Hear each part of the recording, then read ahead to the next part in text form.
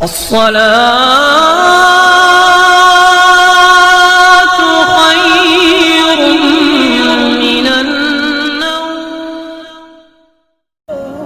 جس انسان کو موت کی فکر رہتی ہے، اپنی آخرت کی فکر رہتی ہے، اپنی قبر کی فکر رہتی ہے، وہ انسان گناہوں کی طرف نہیں جاتا، وہ انسان مسجدوں کی طرف جاتا ہے، وہ انسان دین کے قریب آتا ہے۔ یہ اٹھتے ہوئے جنازے ہمیں ہماری موت کی یاد دلا رہے ہیں، یہ ڈھلتا ہوا سورج ہمیں یہ اشارہ دے رہا ہے، اے انسان ایک دن تیری زندگی میں بھی اسی طرح شام ہو جانی ہے۔ یہ رات کا اندھیرا ہمیں اس قبر کی یاد دلا رہا ہے کہ اے انسان ایک دن وہ تیرے اوپر ضرور آئے گا جب تجھے اس اندھیرے قبر کے اندر تجھے ڈال دیا جائے گا۔ اے انسان آج تو جا کہاں رہا ہے؟ میرا رب فرماتا ہے یا ایھا الانسان ما غرک بربک الکریم، اے بھاگے ہوئے انسان لوٹا، اے بھاگے ہوئے انسان لوٹا میری بارگاہ میں، آ توبہ کر، توبہ کر، تو میں تجھے بخشنے والا کریم ہوں، تو توبہ تو کر، آ جا دین کی طرف پلٹ کے آ جا۔ صاحبو آج ابھی بھی وقت ہے، جس دن یہ وقت ہم سے چھین لیا گیا، جس دن ہماری یہ چلتی ہوئی سانسوں کی ڈور ٹوٹ گئی، پھر ہمیں پچھتانے کے علاوہ کچھ نہیں ہوگا۔ آج ہمارے گھروں کے ماحول بالکل دنیاوی بن چکے ہیں، ہم نے اپنے بچوں کو دین کی تربیت نہیں دی، ہم نے اپنے بچوں کو اسکولوں کی تعلیم میں تو بہت کرا دی ہیں، لیکن افسوس ہم نے اپنے بچوں کو دین سے دور رکھا۔ اب جب یہی بچے بڑے ہوتے ہیں، اب ان کی زندگی کس طرح سے گزرتی ہے؟ ان بچوں کو نہ تو یہ پتہ ہے کہ نماز کس طریقے سے پڑھی جاتی ہے، نماز میں پڑھا کیا جاتا ہے، قرآن شریف کو کس طرح پڑھا جاتا ہے، قرآن شریف آخر ہے کیا، یہ حدیث مبارکہ آخر ہے کیا، ہمارے بچوں کو یہ بھی نہیں معلوم ہے۔ میرے دوستوں، میرے بھائیوں، ایک بات ذرا غور کرو، ایک دن وہ بھی آنا ہے کہ جب آپ کو اس دنیا سے رخصت ہو کے جانا ہے۔ ذرا بتاؤ آپ کی موت کے بعد آپ کے اوپر فاتحہ کون پڑھے گا؟ آپ کے بچوں کو تو فاتحہ بھی پڑھنا نہیں آتی ہے، ایصال ثواب بھی کرنا نہیں آتا ہے۔ آپ کو جب قبر کے اندر گناہ ہو رہا ہوگا، بتاؤ آپ کے لیے اس وقت میں کون فاتحہ پڑھے گا، کون آپ کے لیے دعائیں کرے گا؟ آپ نے اپنے بچوں کو تو دعا کرنے کا طریقہ بھی نہیں بتایا ہے، آپ نے اپنے بچوں کو ساری زندگی اس دین سے دور رکھا ہے۔ میرے دوستوں، جب جب انسان دین سے دور ہوا ہے، تب تب انسان گناہوں کے قریب ہوتا جا رہا ہے۔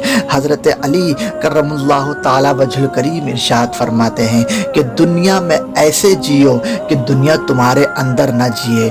آپ نے ایک مثال دی کہ سمندر میں بھاری بھرکم جہاز جب تک چلتا ہے، لیکن جب اس کے اندر پانی آ جاتا ہے تو وہ جہاز اس دریا کے اندر غرق ہو جاتا ہے، اس دریا کے اندر ڈوب جاتا ہے۔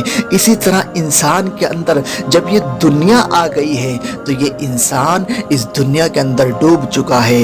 آج جب ہماری فجر کی اذانیں ہوتی ہیں تو لوگوں کو فجر کی اذان کا پتہ ہی نہیں چلتا ہے، ظہر کی اذان میں لوگ اپنے کاموں میں بزی ہوتے ہیں، عصر کی نماز کا ٹائم بھی ان کا دنیاوی کام میں گزرتا ہے، مغرب کی بھی نماز وہ نہیں پڑھتے ہیں۔ جب وہ عشاء کی نماز کی باری آتی ہے تو وہ اپنے گھر پہ آرام کر رہے ہوتے ہیں، اپنے مخملی بستر پر سوتے ہوتے ہیں۔ پہلے کا دستور یہ تھا صاحبوں، لوگ صبح ہی صبح فجر کی نماز پڑھنے کے بعد میں اپنے کام کے لیے جاتے تھے، سبحان اللہ۔ ظہر کی نماز بھی پڑھتے تھے، اپنے کام کو چھوڑتے تھے، پہلے نماز پڑھتے تھے۔ عصر کی نماز بھی ان کی نہیں چھوٹتی تھی، مغرب کی نماز بھی ان کی نہیں چھوٹتی تھی، عشاء کی نماز کو بھی وہ پابندی کے ساتھ میں پڑھا کرتے تھے۔ میرے آقا کریم رؤوف الرحیم صلی اللہ تعالیٰ علیہ وسلم نے ارشاد فرمایا، اگر کسی شخص نے عشاء کی نماز جماعت کے ساتھ ادا کی ہے تو اللہ رب العزت اس کی آدھی رات عبادت میں لکھ دیتا ہے، یعنی نماز کے بعد میں وہ بندہ اپنے مخملی بستر پہ سو رہا ہے، لیکن اللہ تعالیٰ اس کو ثواب اپنی عبادت کرنے کا دے رہا ہے۔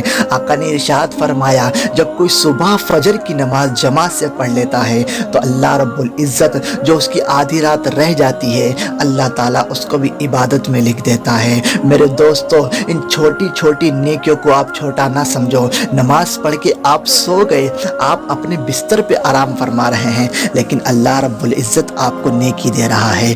وہ نیکیاں جو آپ کے میزان عمل پر کام آئیں گی، وہ نیکیاں جو آپ کو بروز محشر کام آئیں گی، بروز محشر میں یہ ساری نیکیاں آپ کے کام آئیں گی۔ اس وقت میں نہ تو باپ آپ کا ہوگا، نہ بیٹا آپ کا ساتھ دے گا، نہ آپ کی بیوی آپ کا ساتھ دے گی، نہ آپ کے دوست احباب آپ کا ساتھ دیں گے، کوئی آپ کا ساتھ نہیں دے گا۔ صرف آپ کا ساتھ دے گا تو صرف وہ اعمال جو آپ نے دنیا میں کیے ہوں گے، دنیا میں جو آپ نے نیکیاں کی ہیں وہ نیکیاں آپ کے کام آئیں گی۔ دوستو، آج ہم نے اپنے بچوں کو اتنا زیادہ دین سے دور رکھا ہے کہ نہ تو ان کو ماں باپ کا ادب معلوم ہے، نہ ان کو اپنے بہن بھائی کا ادب معلوم ہے، نہ ان کو یہ معلوم ہے کہ ہمیں اپنے بڑوں سے کس طرح بات کرنی چاہیے۔ ان کے اندر تہذیب ہی نہیں دی ہے ہم نے، نہ ان کے اندر بات کرنے کا طریقہ موجود ہے، نہ ان کے اندر وہ سنسکار ہیں جو پہلے زمانے میں ہوا کرتے تھے، یا جو دین اسلام نے جو طریقہ بتایا ہے زندگی کا، آج وہ طریقہ ہمارے پاس میں نہیں ہے۔ آج گھروں کے اندر جو بے بسی ہے، جو گھروں کے اندر بے برکتی ہے، جو گھروں کے اندر لڑائی جھگڑے ہوتے ہیں، جو گھروں کے اندر تمام طرح کی بیماریاں موجود ہیں، دوستو ان سب کی وجہ ایک ہی ہے کہ آج ہمارے گھروں کے اندر کوئی نمازی نہیں رہا ہے، کوئی نمازی ہمارے گھروں کے اندر نہیں رہا ہے۔ قرآن شریف کی تلاوت سال میں ایک بار رمضان شریف کے مہینے میں ہوتی ہے، پورا سال کلام مقدس گھر کی الماری کے اندر سیو کر کے رکھ دیا جاتا ہے۔ اس کو اس طرح سے سیو کیا جائے گا، اس کے اوپر بہترین کور لگا کر کے جو ہے اس کو رکھ دیا جاتا ہے کہ کہیں ایسا نہ ہو کہ اللہ رب العزت کے کلام مقدس پر دھول آ جائے۔ اللہ اکبر، لیکن اس کو پڑھتا کوئی نہیں۔ اے انسان، تو کہاں بھٹک گیا ہے؟ تیرے ہاتھ میں تو قرآن شریف ہونا چاہیے تھا، تیری زبان پہ تو رسول کریم صلی اللہ تعالی علیہ وسلم کی نعت ہونی چاہیے تھی۔ آج تیرا حال کیا ہو گیا ہے؟ جو تو اپنی زبان سے نکال رہا ہے، جو کام تو کر رہا ہے، جو فعل تو سارے دن میں انجام دے رہا ہے، تیرے بچے بھی وہی سیکھ رہے ہیں۔ آج بہت سارے لوگ یہ بولتے ہیں، حضرت میرا بچہ نماز نہیں پڑھتا، حضرت میرا بچہ مسجد میں پڑھنے نہیں جاتا، حضرت میرے بچے کا قرآن شریف پڑھنے میں من نہیں لگتا۔ ارے چلو، اگر ہم نہیں پڑھتے تو کیا ہوا، یہ تو پڑھے۔ میں آپ سے پوچھنا چاہتا ہوں، جب آپ ہی نماز نہیں پڑھتے تو آپ کا بچہ کیسے نماز پڑھے گا؟ جب آپ ہی اپنے گھر کے اندر قرآن شریف کی تعلیم نہیں دیتے، قرآن شریف کا ذکر نہیں کرتے، قرآن شریف کی تلاوت نہیں کرتے، تو آپ کا بچہ قرآن شریف کی تلاوت کیسے کرے گا؟ آپ کی زبان پہ تو گانے ہوتے ہیں، آپ کی زبان پہ تو گالیاں ہوتی ہیں، آپ کی زبان پہ تو دوسرے لوگوں کے لیے بد کلامیاں ہوتی ہیں، آپ کی زبان پہ تو لوگوں کا حسد ہوتا ہے، آپ کی زبان پہ تو لوگوں کی چغل خوری ہوتی ہے، آپ کی زبان پہ تو دنیا کے بڑے سے بڑے مشہور کلاکاروں کے نام ہوتے ہیں، آپ کی زبان پہ تو نہ تو کبھی دین مصطفی کا نام ہوتا ہے، نہ آپ کی زبان پہ رسول کریم صلی اللہ تعالی علیہ وسلم کی نعت ہوتی ہے۔ تو بتاؤ آپ کا بچہ کیا سیکھے گا؟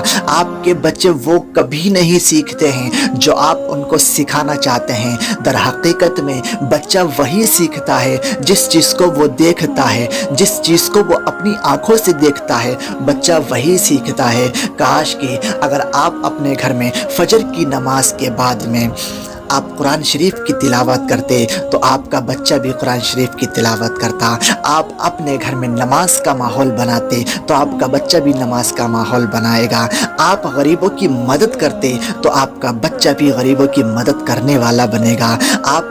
اگر آپ علماء کرام کی عزت کرنے والے بنے، آپ رسول کریم صلی اللہ تعالی علیہ وسلم سے محبت کرنے والے بنے، صحابہ کرام سے سچی محبت کرنے والے بنے، تو آپ کا بچہ، میں یقین سے کہہ سکتا ہوں، آپ کا بچہ کبھی بھی آپ کو چھوڑ کر کسی دنیاوی راستے پر نہیں جائے گا۔ آج ہمارے بچوں کے درمیان کتنی زیادہ خرافات موجود ہیں۔ آپ ذرا بتاؤ، ہمارے بچوں کے اندر ہر وہ عیب ہے جو آج دنیا کے اندر پایا جا رہا ہے۔ گالیاں آج ہمارے بچوں کے زبان پر ہیں، گانے آج ہمارے بچوں کی زبان پر ہیں، بد کلامیاں آج ہمارے بچوں کی زبان پر ہیں، طرح طرح کے ڈائیلاگ آج ہمارے بچوں کی زبان پر ہیں۔ اب ذرا بتاؤ کہ کسی اسکول کے اندر بچوں کو گالیاں سکھائی جاتی ہیں، یا کسی مدرسے کے اندر بچوں کو گالیاں سکھائی جاتی ہیں، یا کسی بھی دنیا کے جتنے بھی مسلک مذہب، جتنے بھی دنیا کے اندر عقائد ہیں، کسی بھی عقائد میں، کسی بھی درس میں، کسی بھی درسگاہ میں، کسی بھی اسکول میں، کسی بھی کالج میں، کسی بھی مدرسے میں، کسی بھی یونیورسٹی میں بچوں کو گالی دینا نہیں سکھایا جاتا ہے، بچوں کو کسی کو دھوکہ دینا نہیں سکھایا جاتا ہے، بچوں کو کوئی غلط کام کرنا نہیں سکھایا جاتا ہے۔ بچوں کو جب بھی سکھایا جاتا ہے ان کو وہ چیز سکھائی جاتی ہے کہ آپ کو اپنی زندگی کے اندر کامیابی کس طریقے سے حاصل کرنی ہے، آپ کو صحیح راستے پر کس طریقے سے چلنا ہے۔ جب بچوں کو یہ ساری چیزیں کسی بھی مکتب فکر کے اندر، کسی بھی اسکول، کالجز، یونیورسٹی، مدرسے کے اندر یہ ساری چیزیں نہیں سکھائی جاتی ہیں، پھر آخر ہمارے بچے ان چیزوں کے اندر کیسے جاتے ہیں؟ اب میں آپ کو بتانا چاہتا ہوں، آپ نے تو اپنے بچوں کو چھوڑ دیا ہے کہ جو بچہ کر رہا ہے ٹھیک ہے، چاہے وہ صحیح ہے یا وہ غلط، کوئی فرق نہیں پڑتا ہے۔